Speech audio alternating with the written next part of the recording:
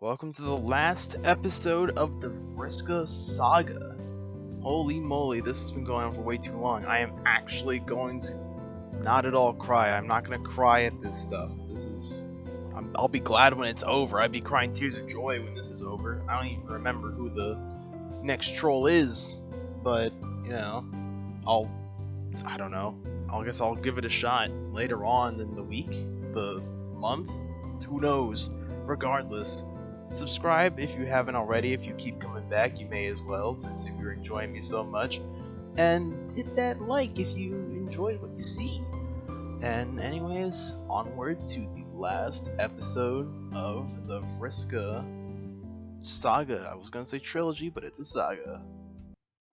Holy shit, dude. Holy shit. That's a lot of time. That is a lot of time, and I still got more to go. I gotta complete this whole thing. Fuck. Okay. You can't watch. Hide in room and wait. Okay. Holy shit. Vriska Lucius is a giant spider monster that eats children. This explains so much, and also raises a significant number of questions that you're gonna think about while not watching these kids get eaten. You look for something to distract yourself with. You spot a black raggy book, and much older than anything else in this room, with Vriska's symbol on the cover. You reach forward and open it up, flipping to a random page and seeing what looks like a journal scrawled in cerulean, but not Vriska's handwriting from your character sheet. Looking inside the first page, you see the name Mindfang. You read, and holy shit, you're very unsure this is appropriate for a young girl to be reading. You keep flipping through the different parts and, wow, it just gets worse. Vriska names her character after this?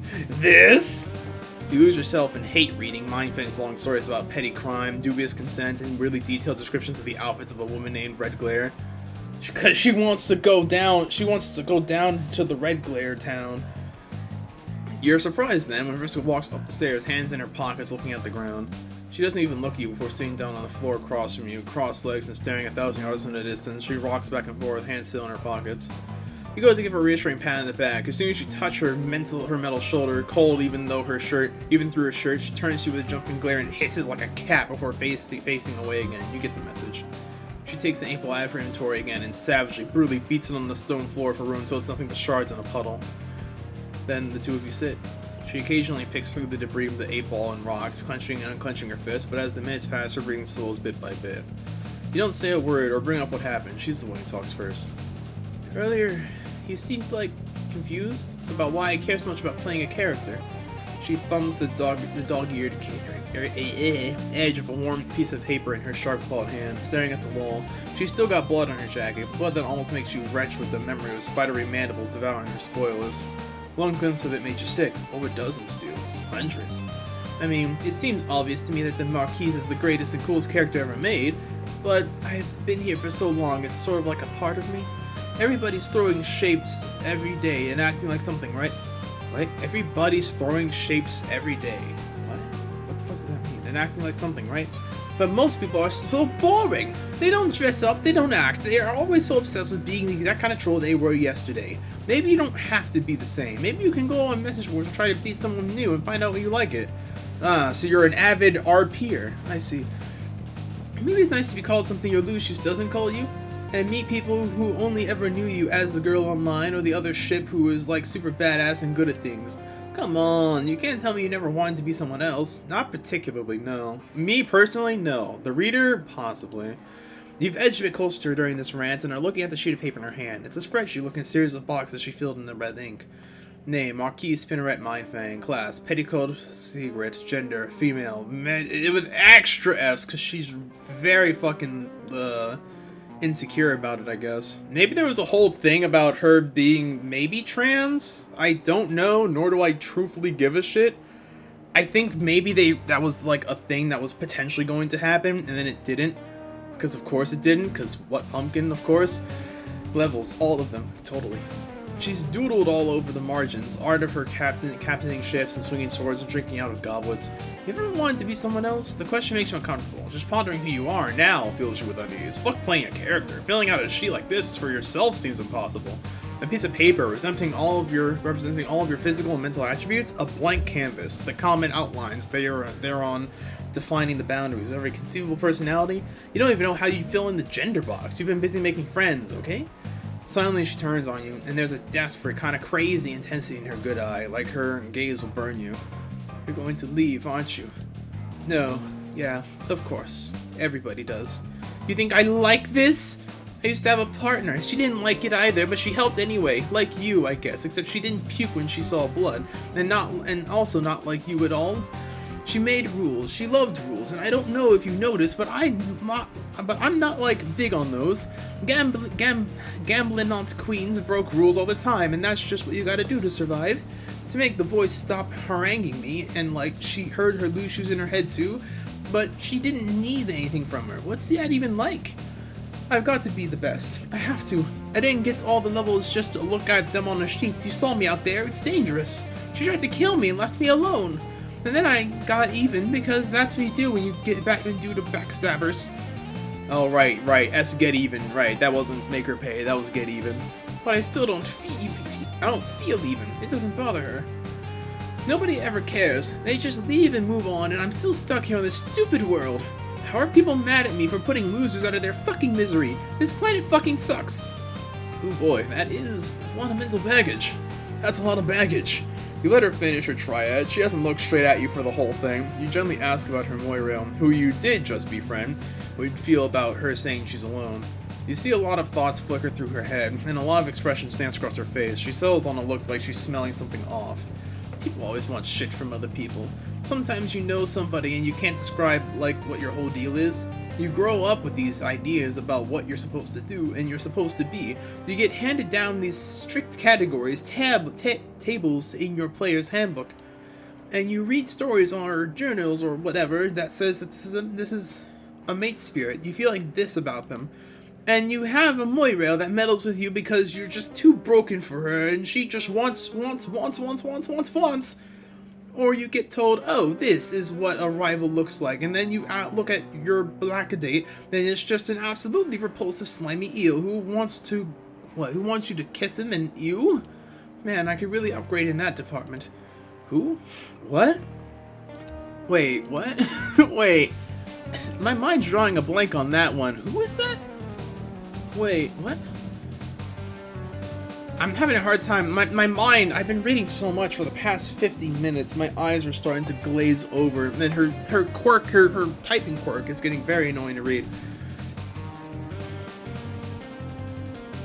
This is what a rival looks like. Slimy wants to kiss him. Wants you to kiss him? Who the fuck is that? Whatever. But then there's someone that comes along, and none of that stuff makes sense to you. You just like being with her. Or it's not even like you just feel like shit makes more sense with her.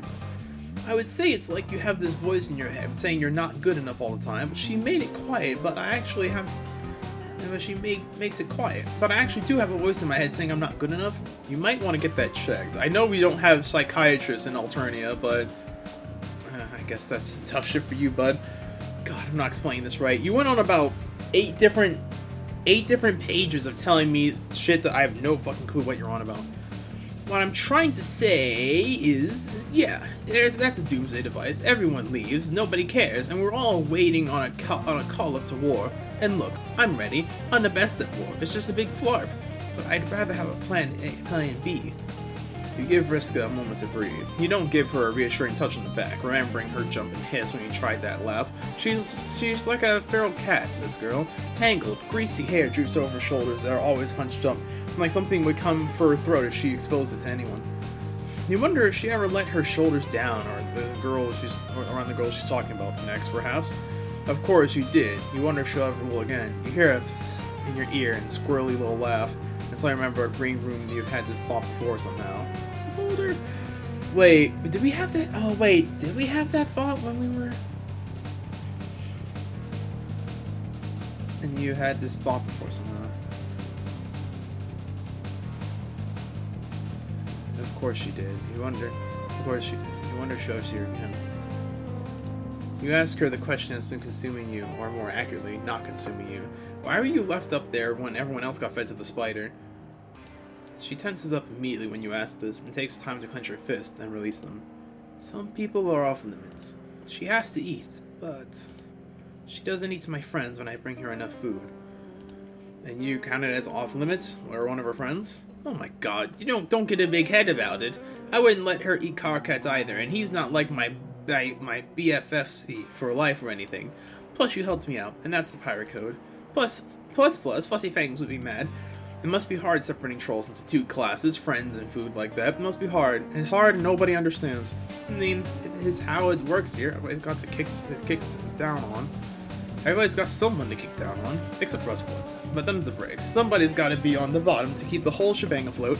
Killing people lower than you is what all the school feeds say you're supposed to do, to get ready for a life of space war against, well, it most seems like they just kill more lowboys, that's all it ever is. My ancestor.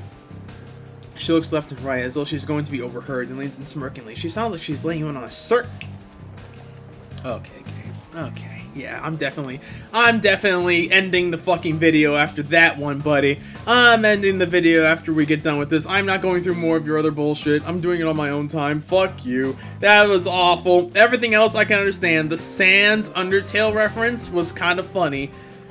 But fucking letting you in on a circuit, I'm gonna fucking punch you in the mouth. Oh my god. A secret. Fuck you, game. My ancestor, Mindfang, she sailed around being the terror of the high seas for a while, but she fell in with a group that was going to do something about all of that. A bunch of weirdos led by a mutant who wanted revolution. I always wanted to be like her. I liked using her name more than my own for a while, dressing up like her and learning to sail, but I always end up back here with a pile of corpses. That's having a Lucius, right? Sometimes you don't get to do what you want to do. She talks to me, you know. It only stops when she's full. Always, whispering in my head. Saying I was fatter than her, saying I deserved all the things that happened to me. Even when I was bleeding out on this floor. You look at the cold, cluttered, uncomfortably drafty room.